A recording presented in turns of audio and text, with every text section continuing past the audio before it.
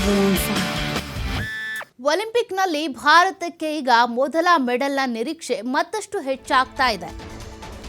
ಈಗಾಗಲೇ ಪದಕದ ನಿರೀಕ್ಷೆಯನ್ನ ಮನು ಭಾಕರ್ ಹುಟ್ಟಿಸಿರುವಂಥದ್ದು. 10 ಮೀಟರ್ ಏರ್ ಪಿಸ್ತೂಲಿನ ಫೈನಲ್ ಹಣಾಹಣಿಯ ಸ್ಪರ್ಧೆ ಏನಿದೆ ಜೋರಾಗಿದೆ. ಹೀಗಾಗಿ ಫೈನಲ್ ಪ್ರವೇಶ ಮಾಡಿರುವಂತಹ ಭಾರತದ ಮನು ಭಾಕರ್ ಏನಿದ್ದಾರೆ, ಮೊದಲ ಮೆಡಲ್ ಅನ್ನ ಒಲಿಂಪಿಕ್ಸ್ನಲ್ಲಿ ನಮಗೆ ತಂದು ಕೊಡ್ತಾರಾ ಅನ್ನುವಂಥ ಸಾಕಷ್ಟು ನಿರೀಕ್ಷೆ ಕೂಡ ಇದೆ.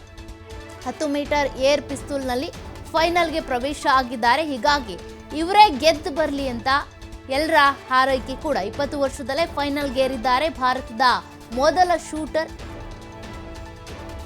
ಕಳೆದ ಟೋಕಿಯೋ ಒಲಿಂಪಿಕ್ನಲ್ಲಿ ಪಿಸ್ತೂಲ್ ಕೈ ಕೊಟ್ಟಿತ್ತು. ಹಾಗಾಗಿ ಈ ಬಾರಿ ಇವರೇ ಗೆದ್ದು ಬರಲಿ. ಪಿಸ್ತೂಲ್ ಹಿಂದಿನ ಬಾರಿ ಕೈ ಕೊಟ್ಟಿತ್ತು, ಆದರೆ ಈಗ ಮನು ಭಾಕರ್ ಏನಿದ್ದಾರೆ ಪ್ರವೇಶ ಆಗಿದ್ದಾರೆ ಫೈನಲ್ ಸುತ್ತಿಗೆ. ಹಾಗಾಗಿ ಫೈನಲ್ನಲ್ಲಿ ಹಣಾಹಣಿ ಕೂಡ ನಡೀತಾ ಇದೆ. ಅವರೇ ಗೆದ್ದು ಬರಲಿ ಅನ್ನುವಂಥ ನಿರೀಕ್ಷೆ ಕೂಡ ಭಾರತಕ್ಕೆ ಇರುವಂಥದ್ದು.